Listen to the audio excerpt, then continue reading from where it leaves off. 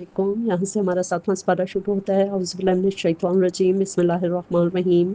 वइज़ा, और जब समिअू वो उस कलाम को सुनते हैं, माँ जो उनज़िला नाजिल किया गया, इला रसूल रसूल पाक की तरफ, इस रसूल यानी हज़रत मोहम्मद की तरफ, तरा तो आप देखते हैं, आयुनहुम कि उनकी आंखें तफीदु मिनद दम, आंसुओं से तर हो जाती हैं, मिम्मा अरफू मिनल हक, हक को पहचान लेने की वजह से, हक शनासी के असर से। यक़ूलूना, वो कहते हैं, रब्बना, ए हमारे रब, आमन्ना, हम ईमान लाए, फ़क्तुबना, तो तू हमें लिख दे, मअश शाहिदीन, गवाही देने वालों के साथ। वमा लना, और वो ये भी कहते हैं कि हमें क्या है, ला नुमिना बिल्लाहि, कि हम अल्लाह पर ईमान ना लाएं, वमा जाना मिनल हक के, और उस पर जो हमारे पास हक में से आया, वनतमा, और हम इस बात की ख्वाहिश तमा क्यों ना करें, अयुत खिलाना, कि हमें दाखिल करेगा, रब्बना, हमारा रब, माअल कौम सालिहीन, नेक कौम के साथ, सालिह लोगों के साथ। फ़असाबहुमुल्लाहु, तो अल्लाह ने उनको अता किया, बिमा कालू, इनके इस कौल की वजह से, जन्नातिन, बागात, तजरी मिन तहतिहल अनहार, जिनके नीचे नहरें बहती हैं, खालिदीना फीहा, वो इसमें हमेशा रहेंगे, वज़ालिका जज़ाउल मुहसिनीन, और ये मुहसिनीन की, नेक रवैया इख्तियार करने वालों की जज़ा है, रिवॉर्ड है। वल्लज़ीना, और वो लोग, कफ़रू, जिन्होंने कुफ्र किया, वकज़्ज़बू बिआयातिना, और हमारी आयात को झुटलाया, उलाइका अस्हाबुल जहीम, तो वो जहन्नम के मुस्तहिक हैं, जहन्नम के साथी हैं। अस्सलाम वालेकुम, औज़ुबिल्लाहि मिनश्शैतानिर्रजीम, बिस्मिल्लाहिर्रहमानिर्रहीम। या अय्युहल्लज़ीना आमनू, ए ईमान वालो, ला तुहर्रिमू, तुम हराम ना कर लो, तय्यिबाति, पाक चीज़ें, माँ जो अहल्लल्लाहु, अल्लाह ने हलाल की हैं, लकुम, तुम्हारे लिए, वला तअतदू, और तुम ज़्यादती ना करो, हद से तजावुज़ ना करो, इन्नल्लाह, बेशक अल्लाह, ला युहिब्बुल मुअतदीन, हद से तजावुज़ करने वालों को सख्त नापसंद करते हैं। यानी ख़ुद हलाल और हराम के मुख्तार ना बन जाओ। हलाल वही है जो अल्लाह ने हलाल किया है, और हराम वही है जो अल्लाह ने हराम किया है। अपने इख्तियार से किसी हलाल को हराम करोगे तो कानून इलाही की बजाय कानून नफ्स के पैरों करार पाओगे।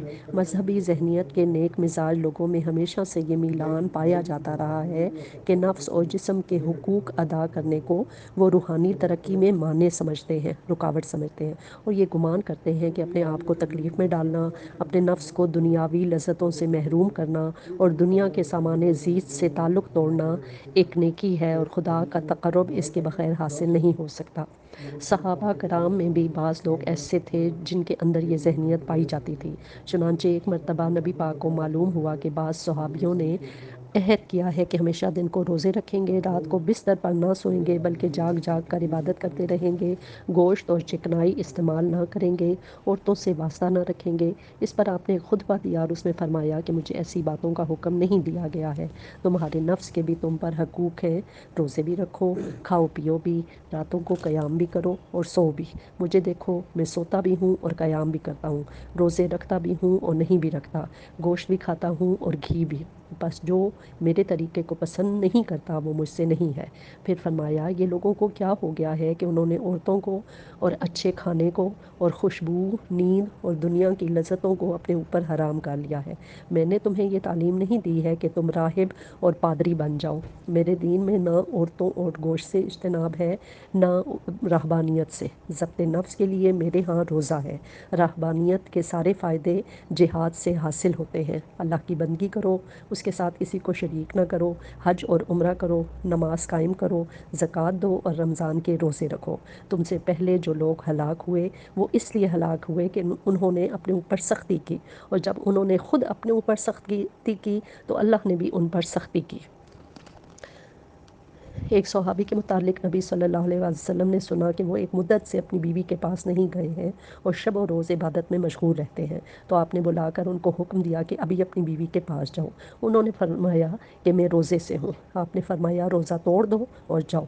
हज़रत उमर रज़ी अल्लाह तआला अन्हु के ज़माने में एक औरत ने शिकायत पेश की कि मेरे शौहर दिन भर रोज़ा रखते हैं और रात भर इबादत करते हैं और मुझसे कोई ताल्लुक़ नहीं रखते। हज़रत उमर रज़ी अल्लाह तआला ने मशहूर ताबई बुज़ुर्ग काब को उनके मुकदमे की समाअत के लिए मुकर्रर किया, और उन्होंने फ़ैसला दिया कि इस खातून के शौहर को 3 रातों के लिए इख्तियार है कि जितनी चाहें इबादत करें, मगर चौथी रात लाज़िमन उनकी बीवी का हक़ है। وَكُلُوا مِمَّا، اور کھاؤ اس میں سے، رزقکم اللہ، جو اللہ تعالیٰ نے تمہیں رزق دیا، حلال طیبہ، پاک رزق۔ واتقوا اللہ، اور اللہ سے ڈرو، الذی، جس پر، انتم بہ مؤمنون، تم ایمان رکھتے ہو۔ لا یؤاخذکم اللہ، اللہ تمہارا مواخذہ نہیں کرتا، تمہاری گرفت نہیں کرتا، باللغو فی ایمانکم، تمہاری فضول قسم کی، بے معنی قسم کی قسموں پر، ولیکن، لیکن، یؤاخذکم، وہ تمہارا مواخذہ کرتا ہے، تمہاری پکڑ کرتا ہے، بما عقدتم الایمان، جو تم نے پکی قسمیں کھائی ہوں یا جان بوجھ کر تم نے کوئی قسم کھائی ہو۔ فکفارتہ، تو اس کا کفارہ یہ ہے، ایسی یعنی قسم کے توڑنے کا کفارہ یہ ہے کہ اطعام، و کھانا کھلایا جائے، عشرۃ مساکین، 10 مسکینوں کو، من اوسط، اوسط درجے کا، ما تطعمون، جو تم کھلاتے ہو، اہلیکم، اپنے گھر والوں کو، او کسوتہم، یا انہیں کپڑے پہناؤ، او تحریر و رقبہ، یا ایک غلام آزاد کرو۔ فمن لم یجد، جو اس کی استطاعت نہ رکھے، فصیام، تو اس کو روزے رکھنے ہیں، ثلاثت ایام، 3 دنوں کے، ذالک کفارۃ ایمانکم، یہ تمہاری قسموں کا کفارہ ہے، اذا حلفتم، جب تم قسم کھا لو، واحفظوا ایمانکم، اور اپنی قسموں کی حفاظت کیا کرو۔ قسم کی حفاظت کے کئی مفہوم ہیں۔ ایک یہ کہ قسم کو صحیح مصرف میں استعمال کیا جائے، فضول باتوں اور معصیت یعنی گناہ کے کاموں میں استعمال نہ کیا جائے۔ دوسرے یہ کہ جب کسی بات پر آدمی قسم کھائے تو اسے یاد بھی رکھے، ایسا نہ ہو کہ اپنی غفلت کی وجہ سے وہ اسے بھول جائے اور پھر اس کی خلاف ورزی کرے۔ تیسرے یہ کہ جب کسی صحیح معاملے میں بالارادہ قسم کھائی جائے تو اسے پورا کیا جائے، اور اگر اس کی خلاف ورزی ہو جائے تو اس کا کفارہ ادا کیا جائے، جو ابھی بیان کیا گیا ہے۔ کذالک، اسی طرح، یبین اللہ، اللہ تعالیٰ بیان کرتا ہے، واضح کرتا ہے، لکم، تمہارے لیے، آیات ہی، اپنی آیات، اپنے احکام، لعلکم تشکرون، تاکہ تم شکر گزار بنو۔ یا ایہا الذین آمنوا، اے ایمان والو، انما الخمر، بے شک شراب، والمیسر، اور جوا، والانصاب، اور بت پرستی یا آستانے، والازلام، اور پانسے کے تیر، رجسن، بری چیزیں ہیں، من عمل الشیطان، شیطانی کام ہے، یہ گندے شیطانی کام ہیں، فاجتنبوہ، تو تم ان سے اجتناب کرو، لعلکم تفلحون، تاکہ تم فلاح پاؤ۔ شراب کی حرمت کے سلسلے میں اس سے پہلے 2 حکم آ چکے تھے جو ہم نے پڑھ بھی لیے ہوئے، ایک سورہ بقرہ میں، ایک سورہ نساء میں۔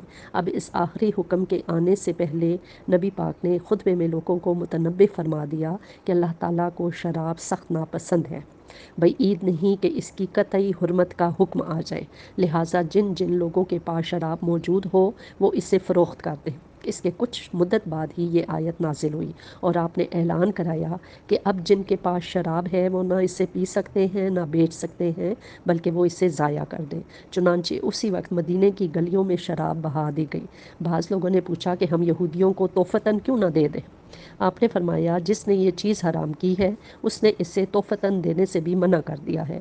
بعض لوگوں نے پوچھا، ہم شراب کو سرکے میں کیوں نہ تبدیل کر دیں؟ آپ نے اس سے بھی منع فرمایا اور حکم دیا کہ نہیں، اسے بہا دو۔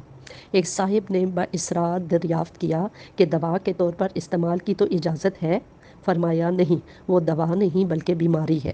ایک اور صاحب نے عرض کیا، یا رسول اللہ، ہم ایک ایسے علاقے کے رہنے والے ہیں جو نہایت سرد ہے اور ہمیں محنت بھی بہت کرنی پڑتی ہے، ہم لوگ شراب سے تھکان اور سردی کا مقابلہ کرتے ہیں۔ آپ نے پوچھا، جو چیز تم پیتے ہو وہ نشہ کرتی ہے؟ انہوں نے عرض کیا ہاں۔ فرمایا تو اس سے پرہیز کرو۔ انہوں نے عرض کیا مگر ہمارے علاقے کے لوگ تو نہیں مانیں گے۔ فرمایا اگر وہ نہ مانے تو ان سے جنگ کرو۔ ابن عمر کی روایت ہے کہ حضور پاک نے فرمایا، اللہ تعالیٰ نے لعنت فرمائی ہے شراب پر، اس کے پینے والے پر، پلانے والے پر، بیچنے اور خریدنے والے، کشید کرنے اور کشید کرانے والے، اور ڈھو کر لے جانے والے، اور اس شخص پر جس کے لیے وہ ڈھو کر لے جائی گئی ہو۔ ایک اور حدیث میں فرمان ہے کہ نبی پاک نے اس دسترخوان پر کھانا کھانے سے منع فرمایا جس پر شراب پی جا رہی ہو۔ ابتداً آپ نے ان برتنوں تک کے استعمال کو منع فرما دیا تھا جن میں شراب بنائی اور پی جاتی تھی۔ بعد میں جب شراب کی حرمت کا حکم پوری طرح نافذ ہو گیا تب آپ نے برتنوں پر سے یہ قید اٹھا دی۔ خمر کا لفظ عرب میں انگوری شراب کے لیے استعمال ہوتا تھا، اور مجازاً گیہوں، جو، کشمش، کھجور اور شہد کی شرابوں کے لیے بھی یہ لفظ بولتے تھے، مگر نبی پاک نے حرمت کے اس حکم کو تمام ان چیزوں پر عام قرار دے دیا جو نشہ پیدا کرنے والی ہیں۔ چنانچہ حدیث میں حضور پاک کے یہ واضح ارشادات ہمیں ملتے ہیں کہ ہر نشہ آور چیز خمر ہے اور ہر نشہ آور چیز حرام ہے۔ ہر وہ مشروب جو نشہ پیدا کرے حرام ہے، اور میں ہر نشہ آور چیز سے منع کرتا ہوں۔ حضرت عمر رضی اللہ تعالیٰ عنہ نے جمعے کے خطبے میں شراب کی یہ تعریف بیان کی تھی کہ خمر سے مراد ہر وہ چیز ہے جو عقل کو ڈھانپ لے۔ نبی پاک نے یہ اصول بھی بیان فرمایا کہ جس چیز کی کثیر مقدار نشہ پیدا کرے اس کی تھوڑی مقدار بھی حرام ہے۔ جس چیز کا ایک پورا قرابہ نشہ پیدا کرتا ہو اس کا ایک چلو پینا بھی حرام ہے۔ نبی صلی اللہ علیہ وآلہ وسلم کے زمانے میں شراب پینے والے کے لیے کوئی خاص سزا مقرر نہ تھی۔ جو شخص اس جرم میں گرفتار ہو کر آتا تھا اسے جوتے، لاتے، مکے، بل دی ہوئی چادروں کے سونٹے اور کھجور کے سنٹے مارے جاتے تھے۔ زیادہ سے زیادہ 40 ضربیں آپ کے زمانے میں اس جرم پر لگائی گئی ہیں۔ حضرت عمر کے زمانے میں 40 کوڑے مارے جاتے تھے۔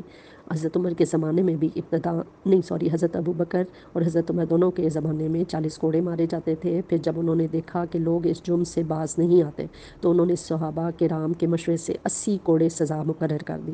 اسی سزا کو امام مالک، ابو حنیفہ اور ایک روایت کے مطابق امام شافعی بھی شراب کی حد قرار دیتے ہیں۔ شریعت کی روح سے یہ بات حکومت اسلامی کے فرائض میں داخل ہے کہ وہ شراب کی بندش کے اس حکم کو بزور قوت نافذ کرے۔ حضرت عمر کے زمانے میں بنی ثقیف کے ایک شخص کی دکان اس بنا پر جلوا دی گئی کہ وہ خفیہ طور پر شراب بیچتا تھا۔ ایک دوسرے موقع پر ایک پورا گاؤں حضرت عمر کے حکم سے اس قصور پر جلا ڈالا گیا کہ وہاں خفیہ طریقے سے شراب کی کشید اور فروخت کا کاروبار ہوتا تھا۔ انما یرید الشیطان، بے شک شیطان چاہتا ہے، ان کہ یوقع ڈالے، بینکم تمہارے درمیان، العداوت دشمنی، والبغضاء اور کینہ بغض، فی الخمر شراب کے ذریعے، والمیسر اور جوئے کے ذریعے، ویصدکم اور وہ تمہیں روکے، عن ذکر اللہ اللہ کے ذکر سے، وعن الصلاۃ اور نماز پڑھنے سے۔ فہل انتم منتہون تو کیا تم باز نہیں آؤ گے؟ وَأَطِیعُوا اللَّهَ اللہ کی اطاعت کرو، وَأَطِیعُوا الرَّسُولَ اور رسول کی اطاعت کرو، وَاحْذَرُوا اور باز آ جاؤ۔ فَإِن تَوَلَّیْتُمْ اگر تم نے حکم عدولی کی، تم پھر گئے، فَاعْلَمُوا تو جان لو، انما کہ علی رسولنا ہمارے رسول کے ذمہ، البلاغ المبین صاف صاف پہنچا دینا ہے۔ اس نے اپنا کام کر لیا، پھر جو کچھ ہوگا وہ تمہارے ساتھ ہوگا حکم عدولی کی صورت میں۔ لیسا علی الذین ان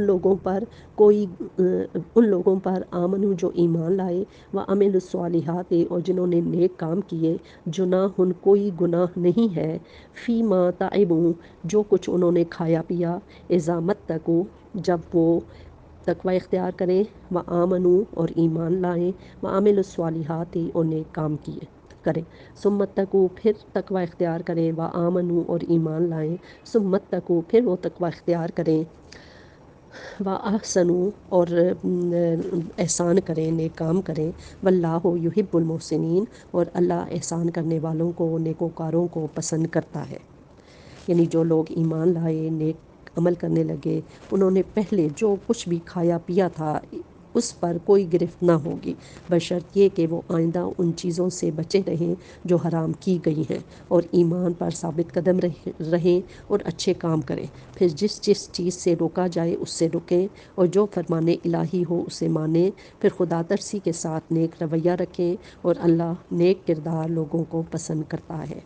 یا ایھا الذین آمنوا اے ایمان والو، لیبلونکم تمہیں ضرور آزمائے گا، اللہ بشیء من الصید اس شکار کے ذریعے، تنالہ ایدیکم جو تمہارے ہاتھوں، ورماحکم اور تمہارے نیزوں کی زد میں ہو، لیعلم اللہ تاکہ اللہ جان لے، اللہ کو معلوم ہو جائے، من یخافہ کہ کون اس سے ڈرتا ہے، بالغیب غائبانہ طور پر۔